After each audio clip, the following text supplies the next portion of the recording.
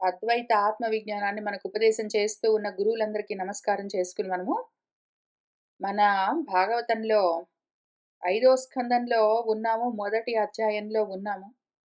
అప్పుడేం జరిగింది అంటే, మన శుకుల వారు పరీక్షిత్తుకి ఈ కథలన్నీ చెప్తూ వస్తూ ఉన్నారు.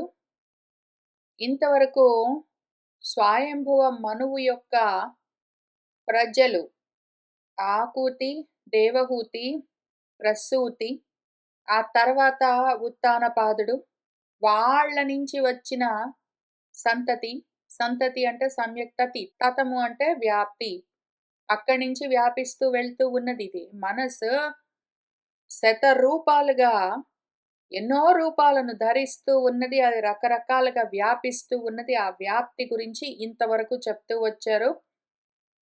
ఇంకా తర్వాత కొంత మిగిలి ఉన్నది. ఉత్తానపాదుడైపోయిన తర్వాత ప్రియవ్రతుడు అని ఉన్నది. దాని గురించి చెప్తూ ఉన్నారు. ఈ ప్రియవ్రతుడు ఇంతకీ సన్యసించాలని కోరుకుంటే, కానీ ఆయనకి కోరికలు ఉన్నాయి, ఇంకా జగత్తు ఉన్నది అనుకుంటున్నాడు. కాబట్టి ప్రారబ్ధం, ఆ కర్మలున్నాయి, చేయవలసి ఉన్నాయి. కాబట్టి ఆయన రాజు అవ్వవలసి వచ్చింది. రాజు అయ్యాడు. అయిన తర్వాత ఆయన ఏం చేస్తూ ఉన్నాడు అని చెప్తూ ఉన్నారు. మనవాడు రాజు అయ్యాడు. ఒక అమ్మాయిని పెళ్లి చేసుకున్నాడు, బర్హిష్మతి అని. ఒక 10 మంది కొడుకులను, ఒక 11వ అమ్మాయిని కన్నాడు. ఈ 10 మంది కొడుకుల్లో 3 సన్యసించారు, ఇంక 7 ఉన్నారు. ఆ 11వ సంతానము కూతురు, ఆమెను మన శుక్రాచార్యుడు పెళ్లి చేసుకోవలసి ఉన్నది. ఈ విషయాలన్నీ చెప్తూ వస్తూ ఉన్నారు. ఈలోగా ఏం జరిగిందంటే, మనవాడు అన్నీ చేస్తూనే ఉన్నాడు. ఒకవైపు పెళ్లి చేసుకున్నాడు, బిడ్డల్ని కన్నాడు, వాళ్ళని పెంచుతూ ఉన్నాడు. ఒకవైపు భార్యతో సరస సల్లాపాలన్నీ ఆడుతూ ఉన్నాడు, ఆమెతో ముద్దు ముద్దుగా సంసారం చేస్తూ ఉన్నాడు. ఒకవైపు రాజ్యాన్ని పాలన చేస్తూనే ఉన్నాడు ప్రజానురంజకంగా. ఈ రకంగా అనుభవాలన్నీ పొందుతూనే ఉన్నాడు. ఒకానొక సమయంలో ఆదిత్యుడు ఒకవైపు ఉంటే అవతల వైపు ప్రకాశం లేకుండా ఉన్నది అని చూసుకుని ఆయన తానే ఒక జ్యోతిర్మయమైన రథాన్ని వేసుకుని రాత్రిని కూడా పగలుగా మారుస్తూ తిరుగుతూ ఉన్నాడు. ఆ విధంగా ఆయన ఆ రథంలో తిరుగుతూ ఉంటే, ఆయన రథ చక్రం యొక్క నేమి ఎక్కడెక్కడ పడుతూ ఉన్నదో ఆ చక్రపు అంచు అక్కడక్కడ పెద్ద పెద్ద ఘాట్లు భూమిలో గాడిలాగా పడుతూ, అవన్నీ పరిఖాతాలు అంటే అగడ్తలుగా తయారై అవే సింధువులు, 7 సింధువులు 7 సముద్రాలుగా అయ్యాయి. ఈ 7 సముద్రాల వల్ల 7 ద్వీపాలు కూడా తయారయ్యాయి అని చెప్తూ ఉన్నారు. అక్కడ మనం ఆపాము, అక్కడి నుంచి చూస్తూ వెళ్దాము.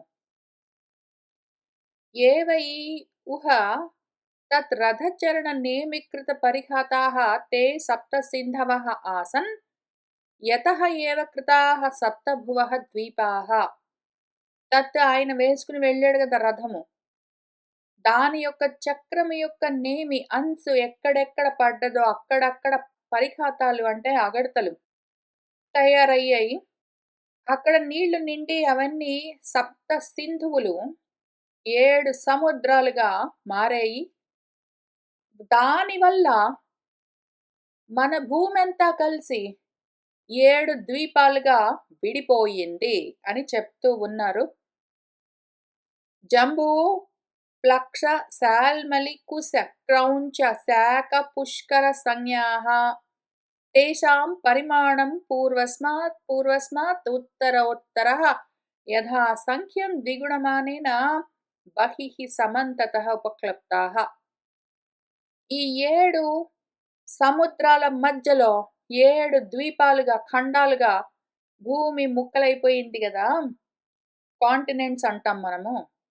వాటి పేర్లేమి అంటే జంబు 1, ప్లక్షం 2, శాల్మలి 3, కుశము 4, క్రౌంచం 5, శాఖం 6, పుష్కరము 7 అన్న పేర్లతో ఉన్నాయి. వాటి పరిమాణము, వాటి సైజ్ ఎంత అంటే ముందు వాటికన్నా తర్వాతవి యథాసంఖ్యం ఒక లెక్క ప్రకారము క్రమంగా రెండింతలుగా బయట అంతా కూడి ఉన్నాయి అని చెప్తూ ఉన్నారు. జంబు పలానంత సైజు ఉందనుకోండి, దాన్ని మించి 2 రెట్లు ప్లక్షము, దాన్ని మించి 2 రెట్లు శాల్మలి అట్లా ఉన్నాయని చెప్తూ ఉన్నారు. ఇవి ద్వీపాలు కాక ఈ సప్త సింధువులు ఉన్నాయి కదా, సాగరాలు, సముద్రాలని పిలుస్తారు, ఇక్కడ సింధువులు అంటున్నారు. వాటి పేర్లేమి అంటే చారోద, ఇక్షురసోద, సురోద, ఘృతోద, క్షీరోద, దధిమండోద, శుద్ధోదాః సప్త జలధయః సప్త ద్వీప పరిఖాః ఇవ ఆభ్యంతర ద్వీప సమానాః ఏకైకస్యేన యథా అనుపూర్వం సప్తస్వపి బహిః ద్వీపేషు పృథక్ పరితః ఉపకల్పితాః తేషు జంబూ ఆదిషు బర్హిష్మతి పతిః అనువ్రతాన్ ఆత్మజాన్ ఆగ్నేద్ర ఇద్మజిహ్వ యజ్ఞబాహు హిరణ్యరేత ఘృతపృష్ఠ మేధాతిథి వీతిహోత్ర సంజ్ఞాన్ యథా సంఖ్యేన ఏకైకస్మిన్ ఏకమేవ అధిపతిం విదధే. ఇప్పుడు మనవాడు, మన ప్రియవ్రతుడు ఆ విధంగా రథాన్ని ఎక్కి వెళ్తూ ఉంటే ఆ రథ చక్రం యొక్క అంచు తాకి తయారైన మన సముద్రాలు ఏవి అంటే, ఒకటి క్షారోదము. క్షారము అంటే ఉప్పగా ఉండేది, ఉదకం అంటే నీళ్లు, ఉప్పు నీళ్ల సముద్రాలు. తర్వాత ఇక్షురసోదము. ఇక్షురసము అంటే చెరుకు రసంతో నిండిన సముద్రము, ఉదకము నీళ్లు. సురోదము సురా పానీయము, ఆ సురాతో నిండి ఉన్న సముద్రము. ఘృతము అంటే నేతులు, నేతులతో నిండి ఉన్న సముద్రము. క్షీరోదము పాలతో నిండి ఉన్న పాల సముద్రము. దధిమండోదము అంటే పెరుగుతో ప్రకాశిస్తున్న నిండి ఉన్న సముద్రము. శుద్ధోదము శుద్ధమైన స్వచ్ఛమైన నీటితో నిండి ఉన్న సముద్రము. ఇవన్నీ కలిపి ఒక సప్త జలధయః 7 జలధులు అని చెప్తూ ఉన్నారు. ఇప్పుడు ఉంటాయి ఎక్కడో దగ్గర భూమి మీద ఇవన్నీ అని అనుకుంటే కూడా ప్రాబబ్లీ ఓన్లీ క్షారోదం మాత్రం కనిపిస్తుంది మనకు. ఉప్పు నీళ్ళ సముద్రాలే ఉంటాయి ఎక్కడికి వెళ్ళినా కూడా. ఏదో చెరుకు రసం సముద్రాలు, సురాపానంతో నిండిన, మద్యపానంతో నిండిన సముద్రాలు, నేతుల సముద్రాలు, పాల సముద్రాలు, పెరుగు సముద్రాలు, మంచినీటి సముద్రాలు ఎక్కడా ఉండవు. మనం నిజంగా భూమి మీద భౌతికంగా వీటిని చూడలేము, కనిపించవు, లేవు. కాబట్టి ఇక్కడ చెప్తూ ఉన్నది భౌతికమైన విషయం కాదు, ఆది భౌతికము కాదు. ఇక్కడ చెప్తూ ఉన్నది ఆది దైవికం కూడా కాదు. ఇక్కడ చెప్తున్నది ఓన్లీ ఆధ్యాత్మికమైన విషయం కాబట్టి దాన్ని అంతవరకే చూడాలి మనము. పైగా ఇక్కడ 7 సముద్రాలు అనగానే, ఇది చదువుతూ నేను నోట్స్ రాస్తూ ఉండగానే నాకు ఒక అనుమానం వచ్చింది. 7 సముద్రాలు, సప్త సముద్రాలు, సప్త సింధువులను రాశారు ఇక్కడ. మళ్ళీ మనకు రామాయణంలో అట్లా చూస్తే చతుస్సాగర పర్యంతం అని ఉంటుంది, 4 సముద్రాలని చెప్తారు. ఇంతకి 4 ఉన్నవి సముద్రాలు 7. అని నేను వెతుక్కుంటూ కూర్చున్నాను.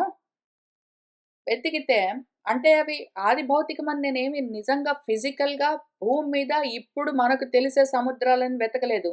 ఎందుకు అంటే కాదని తెలుస్తూనే ఉన్నది. ఓన్లీ క్షారోదమైతే ఉంటాయి గానీ మిగిలినవన్నీ ఉండవింక. మిగిలినవన్నీ లేవు గాబట్టి నిజంగా భౌతికంగా గాదు ఇక్కడ చెప్తున్నది అది అర్థమైపోయింది. ఆది భౌతికం కాదంటే ఆది దైవికం గూడా గాదు.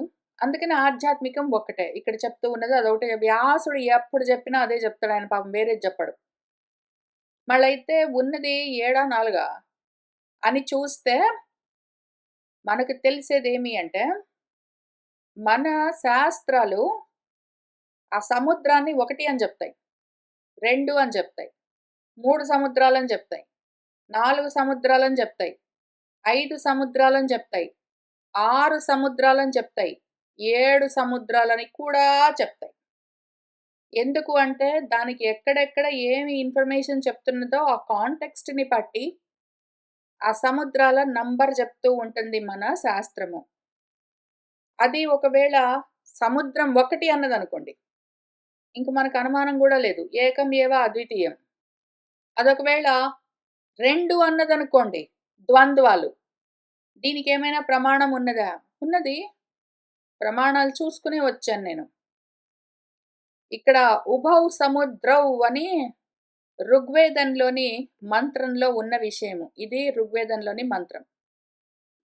ఇందులో ఉభౌ సముద్రౌ అని ఉన్నది. అంటే 2 సముద్రాలు. ఏమి ఈ 2 సముద్రాలు అంటే, ఒకటి పూర్వ సముద్రం దాన్నే పరా, ఒకటి అపరా అని చూపిస్తూ ఉన్నారు. పరా సముద్రం, అపరా సముద్రం అని ఆ సముద్రాలకి 2 సముద్రాలకి పేర్లున్నాయి.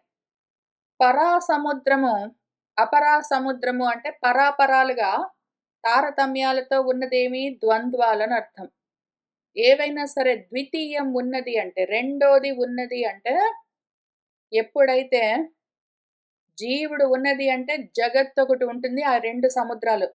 2 సముద్రాలంటే ఎట్లా మళ్ళీ? పూర్ణమద పూర్ణమిదం మొత్తం పద్యమంతా చదువుకోవాలి కూర్చొనిప్పుడు. మొత్తం ఉన్నదంతా పూర్ణం ఏకం ఒకటి. అది ఎన్నిగానైనా మారుతుంది. అన్నీ మళ్ళీ పూర్ణాలే. మనకు ఉన్నదంతా ఒక్కటి అది పూర్ణం. అది మళ్ళీ ఎన్ని పూర్ణాలుగైనా ఉంటుంది. ఆ పూర్ణంలో నుంచే పూర్ణమొస్తుంది. పూర్ణంలోకే పూర్ణం వెళ్తుంది. పూర్ణమే మళ్ళీ పూర్ణంగా మారుతుంది. పూర్ణమే ఉంటుంది. ఇంతకీ పూర్ణంలోంచి పూర్ణం తీస్తే పూర్ణమే మిగులుతుంది. అట్లానే ఇక్కడ ఏకం ఏవ అద్వితీయం ఏదున్నదో ఆత్మ అది ఒక్కటి ఏకం. అదొక సముద్రం. అది మొత్తం సముద్రం. అయితే అది అక్కడి నుంచి ద్వితీయాన్ని కోరింది అంటే రెండవుతుంది. అప్పుడు పరాపరాలుగా ఉంటుంది. పరాపరాలని 2 నేనే అని మళ్ళీ మనకు భగవద్గీతలో చెప్పింది ఇదే విషయము. అప్పుడు 2 సముద్రాలు. ఈ పరాపరాలుగా ఉన్నదేమైందంటే 2 ఉన్నాయి అంటే మూడోది బయలుదేరుతుంది. 2 ఉన్నాయి అంటే మూడోది బయలుదేరుతుంది. ఏకం ఏవ అద్వితీయమైనదేది ఆత్మ. ఈ ఆత్మ ఉన్నది అంటే ఆధ్యాత్మికం గదా!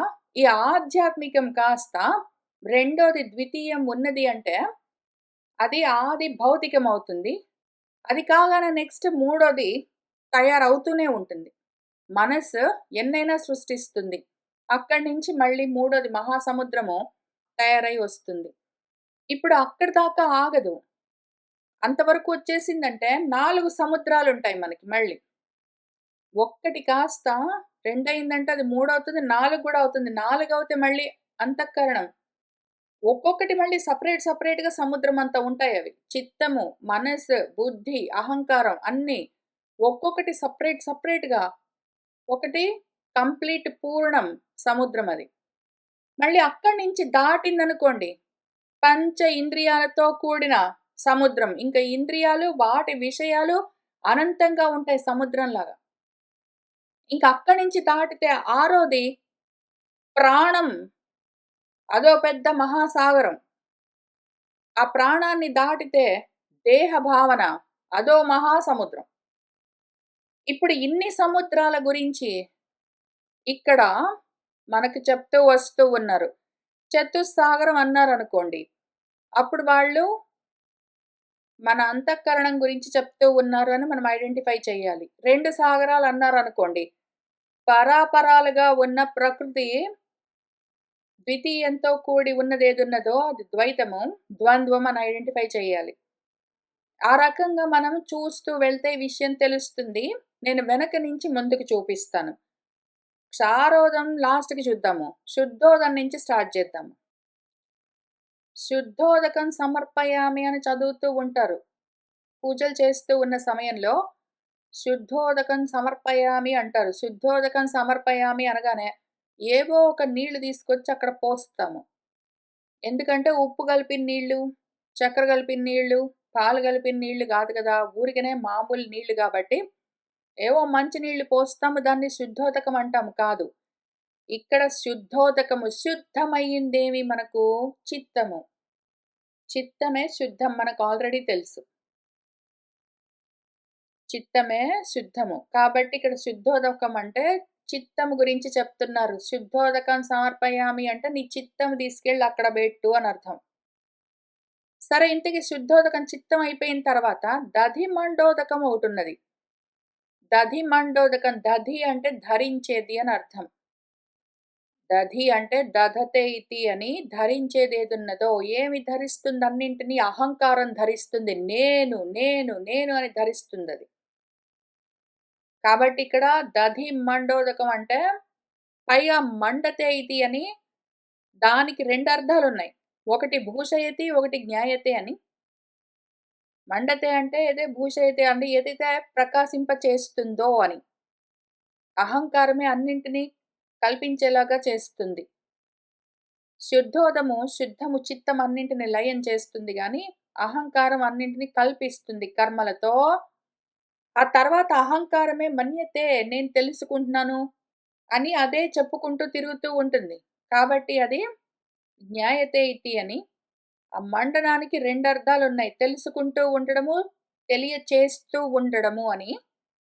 వాటిని తెలుసుకుంటూ ఉండడం, తెలియజేస్తూ ఉండడం, ప్రకాశిస్తూ ఉండడం, ప్రకాశింపచేస్తూ ఉండడం 2 చేస్తూ, ఆ మొత్తం పదార్థాల్ని దధి అంటే ధరిస్తూ ఉంటుంది అహంకారం. శుద్ధోదం అయిపోయిన తర్వాత, చిత్తం అయిపోయిన తర్వాత దధిమండోదం అంటే అహంకారం. చిత్తం, అహంకారం అయిపోయిన తర్వాత నెక్స్ట్ ఏమొస్తుంది? క్షీరోదము, పాల సముద్రం మనస్సు.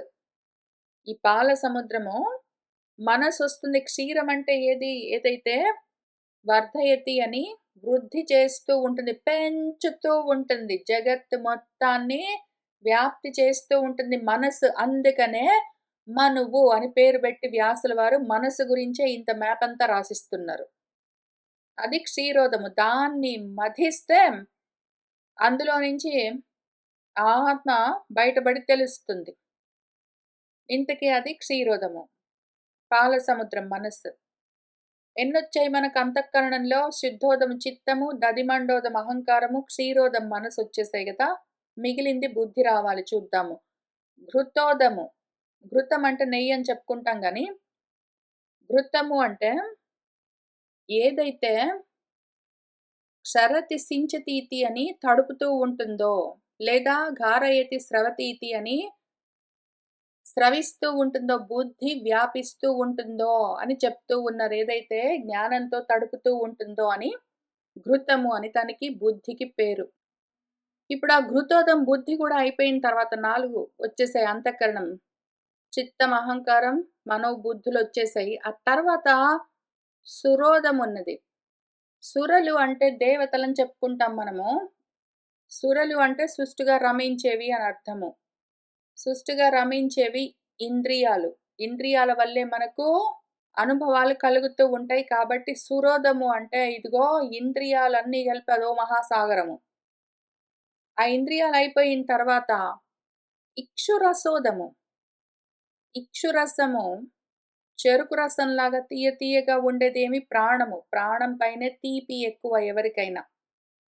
పైగా ఇక్షు అంటే ఇష్యతే ఇతి అని కోరుకుంటూ ఉంటుంది. ప్రాణము అది కావాలి, ఇది కావాలి. ప్రాణం ఉన్నంత వరకే ఏదైనా కావాలన్న కోరిక.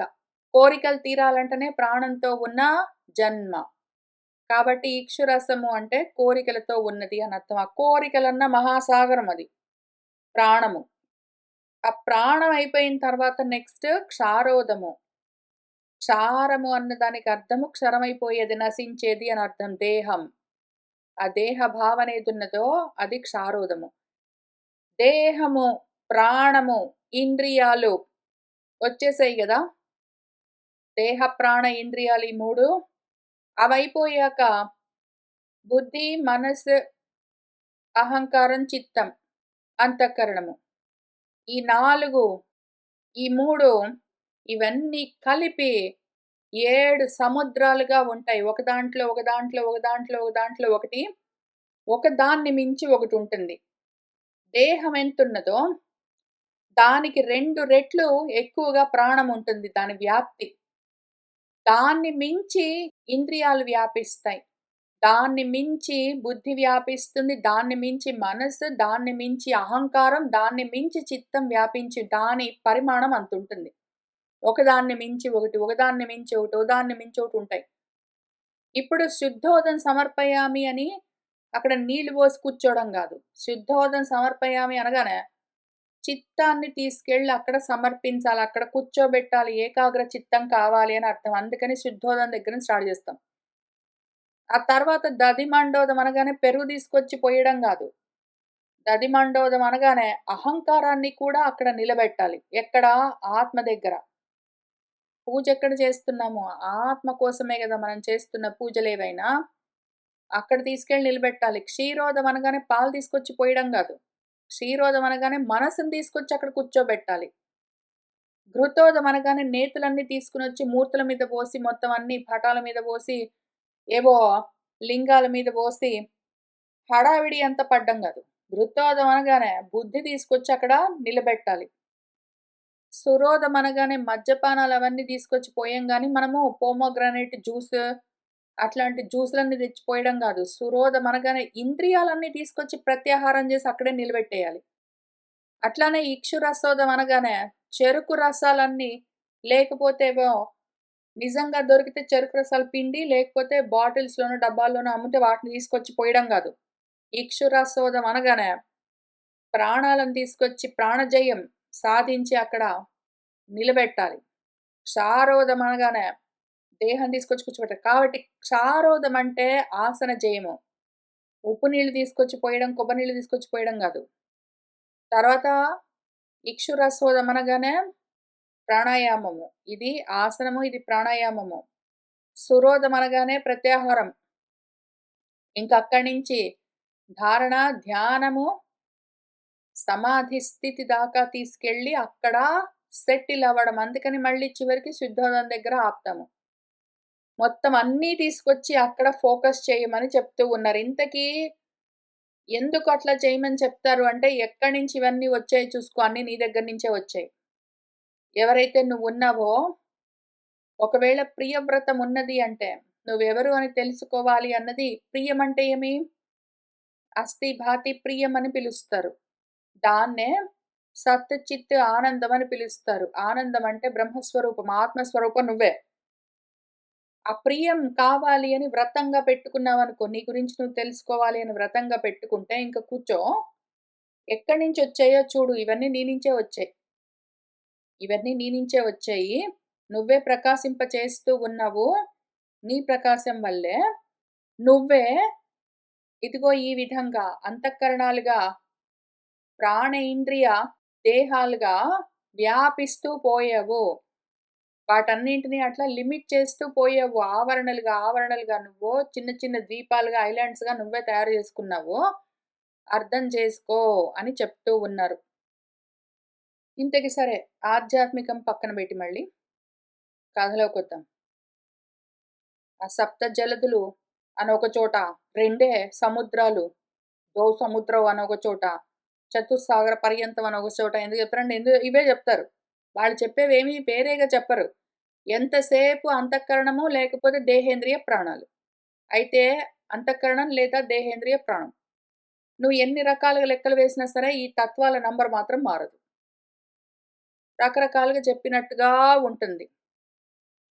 సరే ఇంతకీ ఈ సముద్రాలేవున్నాయో వాటిలో సప్త ద్వీపాలు పరిఖలుగా అగడ్తలుగా తయారై ఆభ్యంతర ద్వీప సమానాహ లోపల ద్వీపం ఎంతుందో దాని చుట్టూ ఉన్న సముద్రం అంతుంటుంది. ఆ రకంగా ఏకైకస్య ఒక్కొక్క దానికి యథానుపూర్వం దాన్ని బట్టి దాన్ననుసరిస్తూ ఒక క్రమ పద్ధతిలో సప్తద్వీపాలేర్పడాయి గదా! ఆ సప్తద్వీపాల్లో బయటంతా గూడా, దాని చుట్టూరా గూడా ఈ విధంగా సముద్రాలు. సముద్రాల చుట్టూ భూమి, భూమి చుట్టూ సముద్రాలు ఆ రకంగా ఏర్పరచబడ్డాయి. వాటిలో జంబూ మొదలైన 7 ద్వీపాలున్నాయి గదా! వాటినేం చేశాడంటే మన బర్హిష్మతి పతి, బర్హిష్మతిని పెళ్లి చేసుకున్న మన ప్రియవ్రతుడు అనువ్రతాన్ తనను అనుసరించడమే వ్రతంగా పెట్టుకున్న ఆత్మజాన్ తన నుంచి వచ్చిన అగ్నిధ్రుడు, ఇద్మజిహ్వుడు, యజ్ఞబాహు 3, హిరణ్యరేతుడు 4, కృతపృష్ఠుడు 5, మేధాతిథి 6, వీతిహోత్రుడు 7. ఈ 7 మందికి ఆ 7 ద్వీపాలను ఆయన ఏ 7 ద్వీపాలు ఇక్కడ జంబూ, ప్లక్ష, శాల్మల్ అని చెప్పారు కదా! ఆ 7 ద్వీపాలను ఎందుకంటే ఆయనకు 10 మంది సంతానము. ముగ్గురు సన్యసించారు. 7 మంది మిగిలారు. ఆ 7 మందికి ఆయన ఈ 7 ద్వీపాలను యథా సంఖ్య ఏకైకస్మిన్ ఒక్కొక్కడికి వరుస ప్రకారం లెక్క ప్రకారము ఒక్కొక్కటిగా అధిపతిని చేశాడు. ఆ విధంగా వాళ్ళను విదథే నియమించాడు. ఇంక కూతురు సంగతి. దుహితరం చ ఊర్జస్వతీం నామ ఉసనసే ప్రాయచ్చత్ యస్యాం ఆసీత్ దేవయాని నామ కావ్యసుత. ఆయనకు ఒక కూతురున్నది కదా ఊర్జస్వతి. ఆ ఊర్జస్వతిని ఉసనసుడు లేదా కవి అని కూడా పేర్లున్న శుక్రాచార్యుడు అని మనకు బాగా తెలిసిన ఏ గురువున్నాడో అసురులకు ఆయనకిచ్చి పెళ్లి చేశాడు మన ఊర్జస్వతి. ఆ శుక్రాచార్యుడిని పెళ్లి చేసుకున్నది. వాళ్లకు ఆ ఊర్జస్వతికి, ఈ ఉసనసుడికి దేవయాని అన్న కూతురు కలిగింది. ఈ కథ మనం భారతంలో చూస్తూ వచ్చాము. ఆ దేవయాని ఎవరినో పెళ్లి చేసుకుంటా అనింది కచ్చుడు అని. కచ్చుడు అని ఒక కథ చెప్పారు. కచ్చుడు అయిపోయిన తర్వాత యయాతి. ఆ యయాతి తర్వాత శర్మిష్ఠ అని ఈమె ఫ్రెండ్ ఉన్నది. ఇంకేంటేంటో జరిగిందని ఆ కథ అంతా చెప్తూ వచ్చారు. ఇంతకీ ఆ దేవయాని. ఇది ప్రాక్షిప్తము. ఎందుకు అంటే విచిత్రంగా కనీసము ఒక కొత్త పద్యాన్ని ఇరికిస్తే ఇరికించారు. నంబర్ అయినా మార్చి మళ్ళీ ఇక్కడ 34 ఉంది గదా! దీన్ని 35 చేసి, దీన్ని 36 చేసి అట్లా మార్చుకుంటూ పోవచ్చు కదా! వీళ్ళకు ఈ పద్యం రాసేసరికే ఓపిక నశించిందేమో తెలీదు గానీ, ఇరికించారు గానీ నంబర్ మార్చలేదు. ఎనీవే అది అన్‌కనెక్టెడ్‌గా ఉంటుంది. ఇక్కడ మన శుకుల వారు ఓన్లీ వచన రూపంగా చెప్తూ వస్తూ ఉన్నారు. మధ్యలో ఈడ పద్యం ఉన్నది. ఆ పద్యం సంబంధం గూడా లేదు. అసంబద్ధంగా ఉన్నది. నంబర్ గూడా సరిగ్గా లేదు. ప్రాక్షిప్తం పెడితే పెట్టారు. కొంచెం శ్రద్ధతో పెడితే తీసేయడానికి కష్టంగా ఉండేటుంటే మళ్ళీ ఎక్కువ ప్రయత్నం చేయాల్సొస్తుంది మనలాంటి వాళ్ళకి. ఇంత సులువుగా అది ప్రాక్షిప్తం అని రెడ్ ఫ్లాగ్స్ అన్నీ బెట్టి, బెల్స్ అండ్ విజిల్స్‌తో పాటు పెడితే ఎందుకు చదువుకుంటాం మనము? మనకసలే ప్రాక్షిప్తాలు చూసి తీసేయడం అలవాటైపోయింది బాగా. ఇంకా తర్వాత అప్పుడేం జరిగిందంటే, సహ ఏవం అపరిమిత బల పరాక్రమః ఏకదా తు దేవర్షి చరణానుశయన అనుపతిత గుణ విసర్గ సంసర్గేణ అనిర్వృతం ఇవ ఆత్మానం మన్యమానః ఆత్మ నిర్వేదః ఇదం ఆహా. సహా మనవాడు ఏవం ఈ విధంగా అపరిమిత బల పరాక్రమః ఆయనకు పరిమితి లేని బలము పరాక్రమము ఉన్నాయి మరి. అంత గొప్పగా రాజ్యపాలన అవన్నీ చేస్తూ ఉన్నాడు. ఏకదా ఒకానొకసారి ఆయన దేవర్షి చరణ అనుశయన దేవర్షి మన నారద మహర్షి ఆయనను అనుసరించి ఆయన ఆచరణను అనుసరించి ఆయన చాలా విషయాలు గ్రహించాడు. ఆత్మతత్వ విజ్ఞానాన్ని గ్రహించాడు. కానీ దాన్ని అనుసరించి దాని తర్వాత పతితమైపోయింది మొత్తం అంతా. జారిపోయింది ఆ విజ్ఞానమంతా. గుణ విసర్గ సంసర్గేణ గుణాలతో తగులుకుని ఆయన పాపము నారద మహర్షి చేసిన ఉపదేశాన్ని పోగొట్టుకున్నాడు. అది జారిపోయింది. ఇంకా ఆత్మానం అనిర్వృతం. నిర్వృతి అంటే ఆనందం. ప్రియవ్రతుడే గాని అందులో ప్రియం లేకుండా పోయిందాయనకి.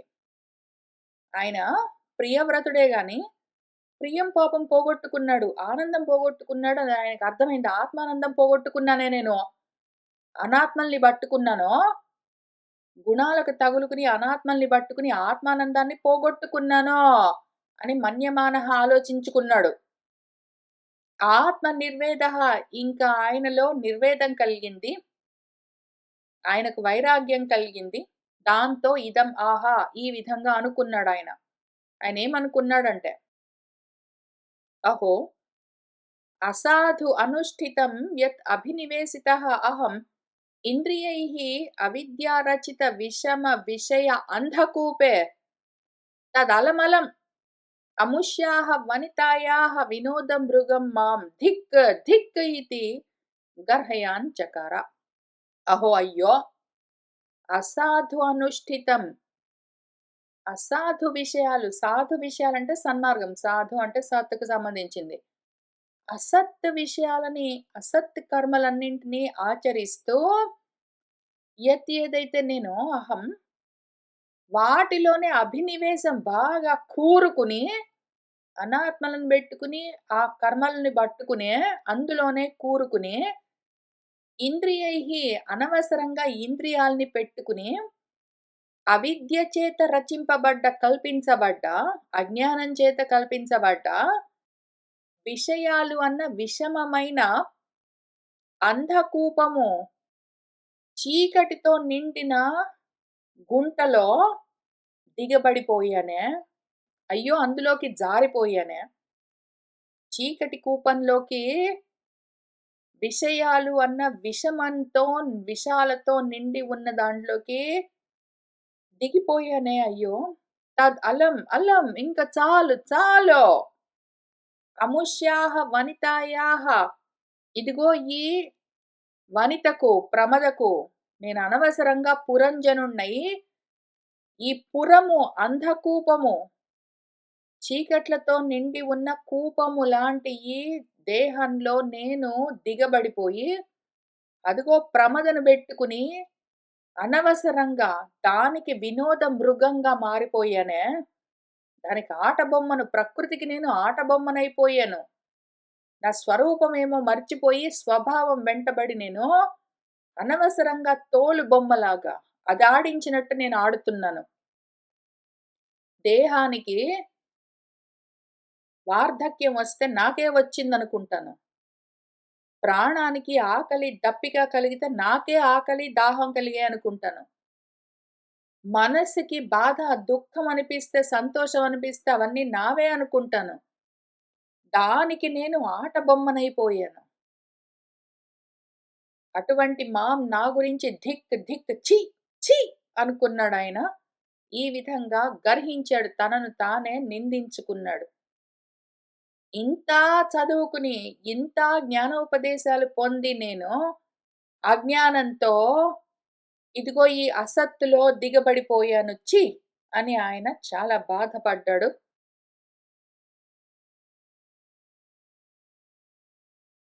పరదేవత ప్రసాదాధిగత ఆత్మ ప్రత్యవమర్శేన అనుప్రవృత్తేభ్యః పుత్రేభ్యః ఇమాం యథా ఆదాయం విభజ్య భుక్తభోగాన్ చ మహిషీం మృతకం ఇవ సహ మహావిభూతిం అపహాయ స్వయం నిహిత నిర్వేదః హృది గృహీత హరివిహార అనుభావః భగవతః నారదస్య పదవీం పునః ఏవ అనుససార. పరదేవతా ప్రసాదం వల్ల పొందిన ఆత్మ జ్ఞానమేదున్నదో దాన్ని మళ్ళీ ఆయన విమర్శించుకున్నాడు, విచారణ చేసుకున్నాడు, ఆత్మ విచారణ చేసుకున్నాడు.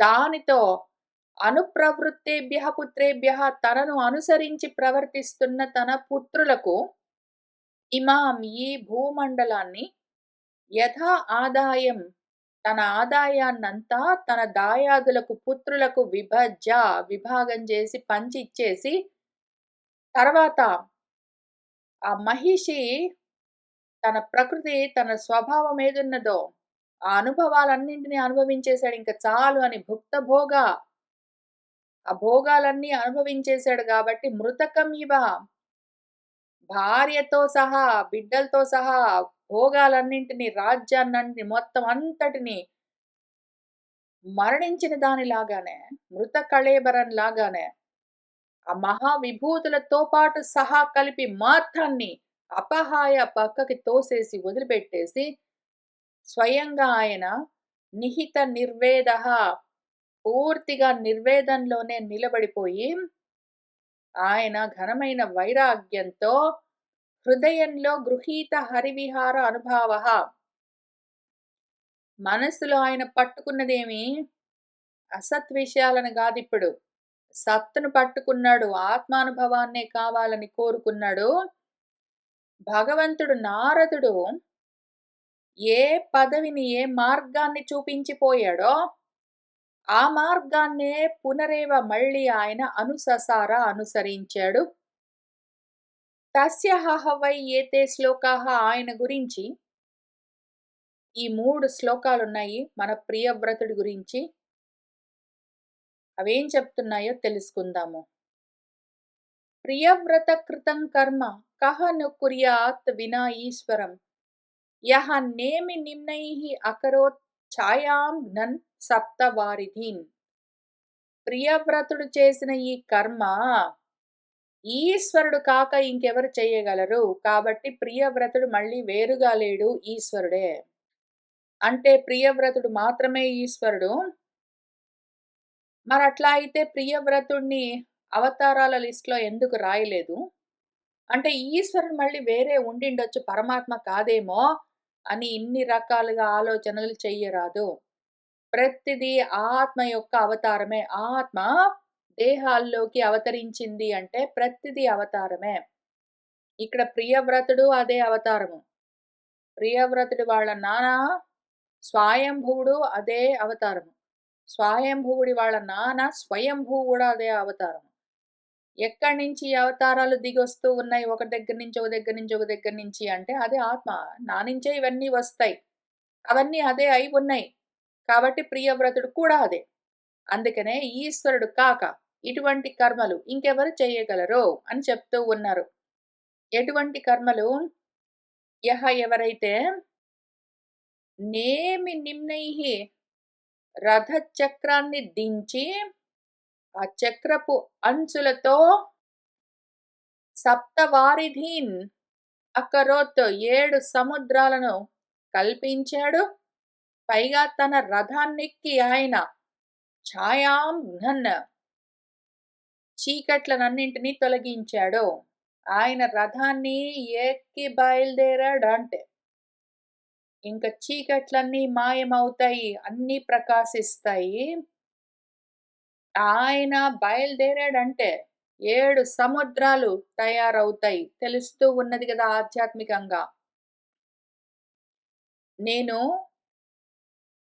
ఏ పేరైనా ఉండొచ్చు నాకు. ప్రియవ్రతుడు ఉండొచ్చు, మీనా ఉండొచ్చు, స్వయంభువ మనువు ఉండొచ్చు, నారదుడు ఉండొచ్చు, ఏదైనా సరే నాకు ఏదైనా పేరుండొచ్చు ఆ ఉపాధికి. కానీ నేను ఈశ్వరుడు. నేనెప్పుడైతే కళ్ళు తెరిచి అంటే జీవభావంతో బయలుదేరానంటే వెంటనే జగత్తంతా ప్రకాశిస్తుంది. నేనెప్పుడైతే కదిలానంటే మొత్తం ఇక్కడి నుంచి అంతఃకరణాల దగ్గర నుంచి దేహం వరకు అక్కడి నుంచి జగత్తంతా కల్పించబడుతుంది. ఆటోమేటిక్. ఈశ్వరుడు కాక ఇదంతా చేసేవాడు ఎవడూ లేడు. నేను పొద్దున్న లేచి కళ్ళు తెరిచానంటే జగత్తంతా తయారవుతుంది. నేను కళ్ళు మూసుకున్నానంటే అంతా నాలో లయమవుతుంది. భూ సంస్థానం కృతం యేన సరిత్ గిరి వనాదిభిః సీమా చ భూత నిర్వృత్యై ద్వీపే ద్వీపే విభాగశః. ఏన ఎవరి చేతనైతే భూ సంస్థానం కృతం భూమిలో ఏదెక్కడ ఉండాలి అని ఆ ఏర్పాట్లు ఇన్‌ఫ్రాస్ట్రక్చర్ అంతా కల్పించింది ఎవరు? మన ప్రియవ్రతుడు ఇక్కడ ఈ కథలో. ఆయన చేత ఇదిగో ఇక్కడ సరిత్తులు నదులుండాలి, ఇక్కడ గిరులు కొండలుండాలి, ఇక్కడ వనాలుండాలి అని కల్పించిందెవరు? భూత నిర్వృత్యై భూతాలకు ప్రాణులన్నింటికి ఆనందం కలిగించడం కోసము ద్వీపే ఏ ద్వీపానికి ఆ ద్వీపంగా విభాగం కల్పించి సీమలు హద్దులేర్పరిచిందెవరు? ప్రియవ్రతుడు. ఇటువంటి ఘనకార్యాలు ఈశ్వరుడు కాక ఇంకెవరైనా చేయగలరా? భౌమం దివ్యం మానుషం చ మహిత్వం కర్మయోగజం యః చక్రే నిరయోపమ్యం పురుషానుజనప్రియః. ఎవరైతే భౌమం భూమి మీద ఉన్న భోగాలు, దివ్యం దివ్యమైన భోగాలు, మానుషం మనుషులు అనుభవించే భోగాలు, ఇవన్నీ కూడా ఈ మహత్తులన్నీ విభూతులన్నీ కూడా కర్మయోగజం కర్మల వల్ల కలిగినవే అని కనిపెట్టి మన ప్రియవ్రతుడు వాటన్నింటినీ నిరయోపమ్యం నరకానికి సమానము, నరకం ఇవన్నీ నిజం కాదు అని చక్రే నిర్ణయించుకున్నాడు. ఆయన పురుషానుజనప్రియ. పురిసేత్త ఇతి అని ఇంతకీ ఆ పురంలో నివసిస్తూ ఉన్న ఏ పరమ పురుషుడున్నాడో ఆత్మ, దాన్ని అనుసరిస్తున్న జనులంటే ప్రియము. ఆ అనుసరిస్తున్న జనులకు ఆనందాన్ని ఇచ్చేదేమి ఆ ఆత్మతత్వము అయి ఉన్నది ఎవరు? ప్రియవ్రతుడు అని చెప్తూ ప్రియవ్రత ఉపాఖ్యానాన్ని పూర్తి చేస్తూ ఉన్నారు. ఇది శ్రీమద్భాగవతే మహాపురాణే పారమహంస్యాం సంహితాయాం పంచమస్కందే ప్రియవ్రత విజయే ప్రథమోధ్యాయ సంపూర్ణం. తర్వాత ఏం జరిగిందో చూద్దాం. ఇంకా శ్రీకుల వారు మనకు కథ చెప్తూ ఉన్నారు. ఏవం పితరి సంప్రవృత్తే తదనుశాసనే వర్తమానః ఆగ్నిద్రః జంబూద్వీపౌకసః ప్రజాః ఔరసవద్ ధర్మావేక్షమాణః పర్యగోపాయత్. ఏవం ఈ విధంగా పితరి సంప్రవృత్తే తండ్రి అట్లా రాజ్యాన్ని పంచి ఇచ్చేసి వెళ్ళిపోయిన తర్వాత తత్ అనుశాసనే వర్తమానః ఆయన ఆదేశాన్ని పాటిస్తూ ఉన్న మన ఆగ్నేయుద్రుడు జంబూద్వీపవాసులు ఎవరున్నారో ప్రజలు వాళ్ళందరినీ కూడా ఔరసవత్ తన సొంత బిడ్డలుగానే ధర్మాన్ని చూస్తూ ఎంతో ధర్మంగా ప్రజలను కన్నబిడ్డలుగా పర్యగోపాయత్ ఆయన పరిపాలిస్తూ ఉన్నాడు. సహచ కదాచిత్ పితృలోక కామః సురవర వనితా క్రీడాచల ద్రోణ్యాం భగవంతం విశ్వసృజాం పతిం ఆభృత పరిచర్యోపకరణః ఆత్మైకాగ్ర్యేణ తపస్వి ఆరాధయాం బభూవ. సహ మనవాడు ఆగ్నేయుద్రుడు కదాచిత్ ఒకానొక సమయంలో పితృలోక కామః ఆయనకు పితృలోకాలు కావాలని కోరుకున్నాడు. ఆత్మలోకం కాదు కానీ పితృలోకం కావాలని కోరుకున్నాడు. సురవర వనితా క్రీడాచల ద్రోణ్యాం దేవతా స్త్రీలు ఆడుకునే పర్వతం యొక్క ద్రోణి కొండచర్యల్లో భగవంతుడు విశ్వాన్ని సృష్టించేవాడు, ప్రజాపతులకు కూడా పతి అయినవాడు మన బ్రహ్మదేవుడు. ఆయనను మనసులో పెట్టుకుని రకరకాల పరిచర్య ఉపకరణాలు, పూజా ద్రవ్యాలు, సామాగ్రి అన్ని ఆవృతం పట్టుకుని ఆత్మైకాగ్ర్యేణ ఏకాగ్రమైన మనసుతో చిత్తంతో ఆ తపస్వి తపస్సుకు బయలుదేరాడు మనవాడు. ఆరాధయాం బభూవ ఆరాధించడం మొదలుపెట్టాడు, తప్పించడం బ్రహ్మదేవుడి కోసం తపస్సు చేయడం మొదలుపెట్టాడు. తదుపలభ్య భగవాన్ ఆదిపురుషః సదసి గాయంతీం పూర్వచిత్తిం నామ అప్సరసం అభియాపయామాస. తదుపలభ్య ఆ విషయం తెలుసుకుని, అదిగో మనవాడు నా కోసం తపస్సు చేస్తున్నాడని చూసుకుని బ్రహ్మదేవుడు ఆ భగవంతుడు ఆదిపురుషుడు ఆయన సదస్సులో బ్రహ్మసభలో గానం చేస్తూ ఉన్న పూర్వచిత్తి అన్న ఒక పేరున్న అప్సరసను మనవాడి దగ్గరికి ఆగ్నేయుద్రుడి దగ్గరికి పంపించాడు. సాచ తదాశ్రమ ఉపవనం అతిరమణీయం వివిధ నిబిడ విటపి విటప నికర సంశ్లిష్ట పురట లతారూఢస్థలవిహంగమమిథునైః ప్రోచ్యమానశ్రుతిభిः प्रतिबोध्यमानसलिलकुक्कुटकारणव कलहंसादिभिः विचित्रम् उपकूजित अमलजलाशयकमलाकरं ఉపబభ్రామ. ఆమె ఏం చేసిందంటే మన పూర్వ చిత్తి ఆ ఆశ్రమం దగ్గర ఒక ఉపవనం ఉన్నది, ఉద్యానవనము. అది అతి రమణీయంగా ఉన్నది. మనవాడు ఎక్కడ తపస్సు చేసుకుంటున్నాడో ఆ ఆశ్రమం పక్కన ఒక అందమైన ఉద్యానవనం ఉంటే అక్కడికెళ్ళింది. ఆ ఉద్యానవనం ఎట్లా ఉన్నది? వివిధమైన నిబిడము, నిబిడాంధకారం అంటారు గదా! నిబిడం అంటే బాగా దట్టంగా ఉన్న అని అర్థం. అక్కడ చాలా దట్టంగా చెట్లున్నాయి. విటపాలు. విటపి అంటే కొమ్మలతో ఉన్న చెట్లు. ఆ చెట్ల యొక్క కొమ్మలు ఆ నికర సంశ్లిష్ట అవి ఒకదాన్ని ఒకటి వరుసుకుంటూ అంత దగ్గరగా ఉన్నాయి. ఆ ఉద్యానవనంలో మొత్తం చెట్లన్నీ పెద్దగా పెరిగాయి. కొమ్మలన్నీ ఒకదాన్ని ఒకటి పట్టుకుంటూ ఉన్నట్టున్నాయి. ఆ రకంగా ఉన్నది. వాటికి పురట లత, పురటము అంటే బంగారం. బంగారు తీగల్లాగా లతలన్నీ ఎక్కి ఉన్నాయి. ఆ చెట్లు, ఆ లతల చుట్టూ ఉన్న స్థల విహంగమాలు. కొన్ని రకాల పక్షులు నేల మీదే ఉంటాయి. ఎక్కువ ఎగరలేవు. నెమళ్ళ లాంటివి. అవన్నీ మిథునాలు జంటలుగా చేరి ప్రోచ్యమాన శృతిభిః అవి శృతులన్నీ, వేదాలన్నీ వల్లిస్తూ ఉంటే, అక్కడే ఉన్న సలిల కుక్కుటాలు, ఏవో నీటి కోళ్ళు అని పిలుస్తారు. కారండవాలు బెగ్గురు పక్షులని పిలుస్తారు.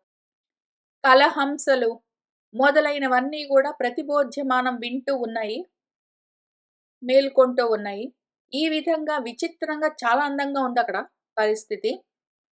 అక్కడ ఉపకూజిత అమల జలాశయ కమలాకరాలు.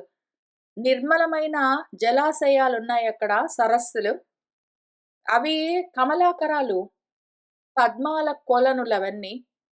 అందులో ఝుమ్మని జంకారం చేస్తూ తుమ్మెదలవన్నీ ఉంటే ఆ నాదాలన్నీ వినిపిస్తూ ఉన్నాయి.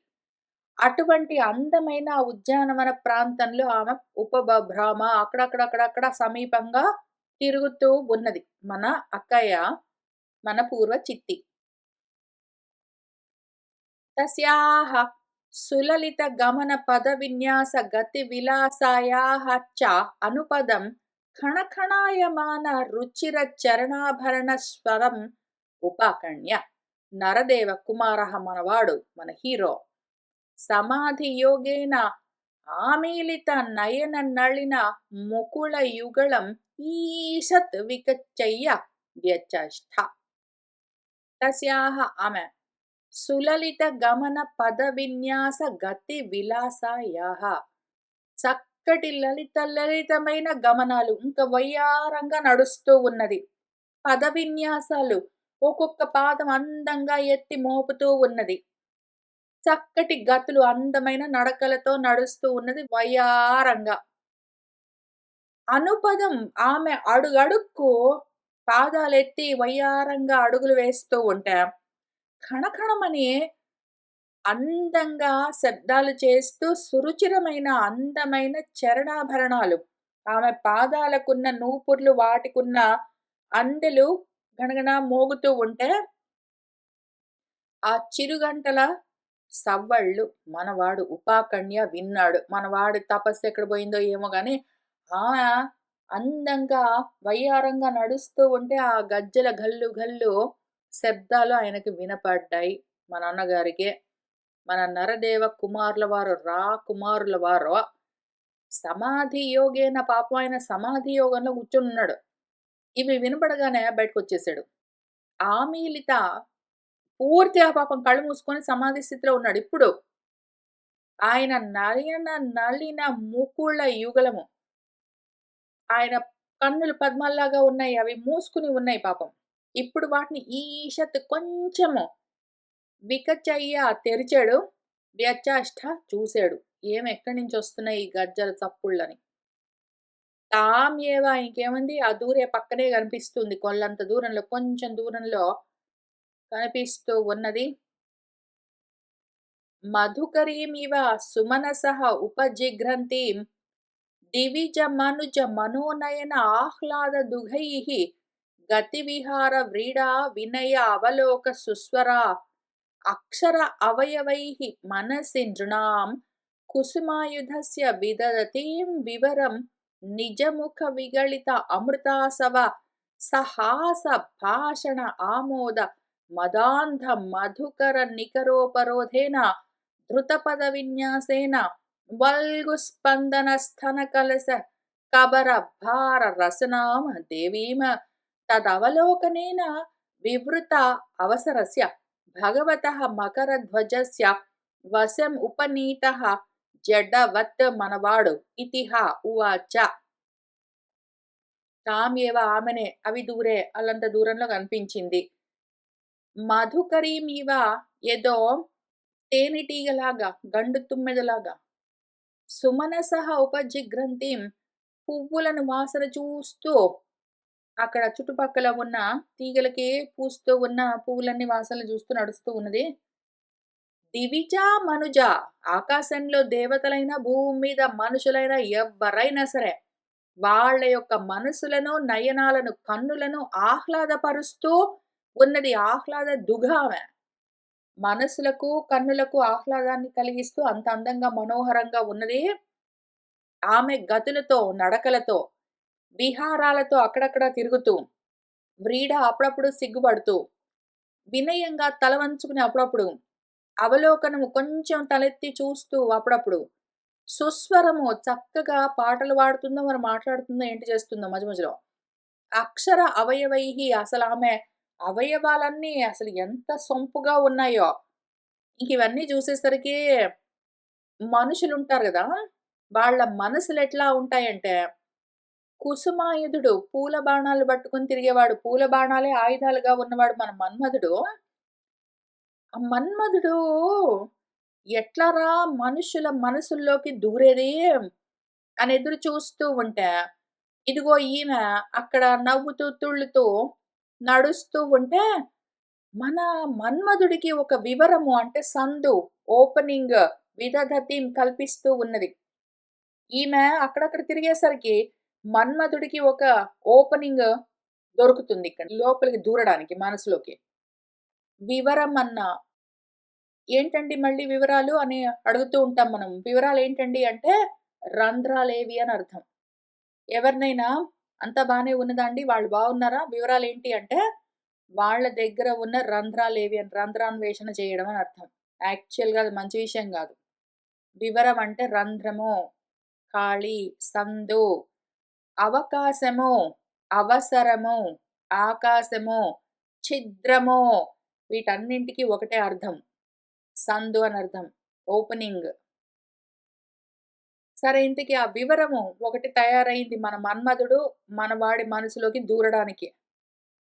ఆమె నిజముఖ విగళిత అమృతాసవము ఆమె ముఖంలో నుంచి అమృతము ఆసవంలాగా స్రవిస్తూ ఉంటే నవ్వులతో కూడి ఏం మరి ఎవరితోటి ఎట్లా మాట్లాడుతుందో ఆ చిలుకలతో నెమళ్ళతో మాట్లాడుతుందో ఏంటో మరి ఆ బెగురు పక్షులతో వాడితో ఆమోద మదాంధ మధుకర నికరోపరోధేన ఆమె మాట్లాడుతూ ఉంటే ఆమె నవ్వుతూ ఉంటే ఆమె ముఖంలో నుంచి అమృతము కారుతూ ఉన్నట్టున్నదిట. ఆ విధంగా అమృతం ధారాపాతంగా కారుతూ ఉన్నట్టు ఉంటే, దానికి ఆశపడి మత్తెక్కి కళ్ళు కనిపించక మన మధుకరాలు తుమ్మెదలన్నీ ఆమె ముఖం చుట్టే మూగుతూ ఉన్నాయిట. ఇంక ఇక్కడ చూస్తే ధృతపద విన్యాసేన ఆమె కొంచెం కొంచెం పరిగెత్తుతూ, కొంచెం కొంచెం నడుస్తూ, ఆ రకంగా పాదాలతో విన్యాసాలన్నీ చేస్తూ ఉంటాం. వల్గు స్పందన స్తన కలశ అందంగా కదులుతూ ఉన్న ఆమె స్తనాలు కలశాల్లాగా ఉంటాయి.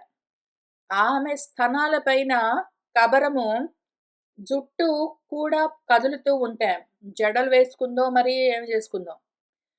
ఆ భారానికి ఒకవైపు పైగా రసనము నడుముకు కట్టుకున్న వడ్డాణము మొలనూలు వాటి చిరు గంటల సవ్వళ్ళు వీటన్నింటితో ఆ దేవి అట్లా నడుస్తూ ఉంటే తదవలోకనేనట చూసాడు మనవాడు అంతే. దాంతో మన భగవంతుడు మకరధ్వజుడు మొసలినే ధ్వజంగా, చిహ్నంగా కలిగిన వాడు ఏదైతే మనుషులను హింసిస్తుందో అని దానికి అర్థం మకరం. ప్రాణులను అనుకోండి. ఏదైతే హింసిస్తుందో అని అర్థం. ఇంతకి. దాన్ని ధ్వజంగా పెట్టుకున్నాడు. చిహ్నంగా మనవాడు భగవంతుడు మన మన్మథుడు. ఆయనకేమైంది ఇంకా మనవాడు ఇంకా ఆమెను చూసేసరికి మన ఆగ్నేయుద్రుడు ఆమెను చూసేసరికి మన మన్మధుడికి ఒక వివరము, ఒక అవసరము బాగా వివృతము, బాగా తెరుచుకుని దొరికింది. మనవాడి మనసులోకి మన్మధుడు ప్రవేశించడానికే బాగా బార్లా తెరుచుకుని ఒక అవసరం, అవసరం అంటే కూడా ఇంతే విషయము. ఏదో అవసరం పడి అంటే ఏదో రంధ్రము ఖాళీ ఏర్పడింది. ఏదో తక్కువయింది. దాన్ని ఫిలప్ చేయవలసి వచ్చింది అని అర్థం. అవసరము అంటే ఖాళీ ఉన్నది అని అర్థము. ఏదో ఫిలప్ చేయవలసి వచ్చింది, అసంపూర్ణంగా ఉన్నది అని అర్థం. మనము అవసరాన్ని, వివరాన్ని వీటన్నింటిని అవకాశాన్ని అవకాశం అంటే కూడా అదే. అవకాశం వచ్చింది అంటే ఓపెనింగ్ ఒకటి దొరికింది, ఖాళీ దొరికింది, సందు దొరికింది అని అర్థం. మనవాడికి అట్లా ఒక అవసరము, ఒక వివరము, ఒక ఖాళీ, ఒక సందు దొరికింది. మనవాడి మనసులోకి దూరడానికే. ఇప్పుడు ఆ మన్మథుడికి వశమై మనవాడు ఆ అమ్మాయికి వశుడై, ఆ విధంగా ఉపనీతః తీసుకొని పోబడి జడవత్ మూర్ఖుడిలాగా ఇతి ఉవాచః ఈ విధంగా ఆ అమ్మాయితోటి అంటున్నాడు. ఏమంటాడు ఇంకింతే విషయం. కా త్వం కస్యాస్తి అని ఒకటుంటాయి. ఓ లిస్ట్ మన వ్యాసుల వారికి. ఎవరు నువ్వు? ఎవరి దానివి? ఎందుకిక్కడున్నావు? ఎందుకొచ్చావు? ఎందుకు ఒకదానివి తిరుగుతున్నావు? అని ఇట్లాంటివన్నీ ఉంటాయి. నెక్స్ట్ నన్ను పెళ్లి చేసుకుంటావా? నాతో కూడి ఉంటావా? ఇట్లాంటివుంటాయి. ఇంకివే గదా! ఇంకిక్కడి నుంచి మొదలుపెట్టాడు మనవాడు. కా త్వం అని స్టార్ట్ చేశాడు.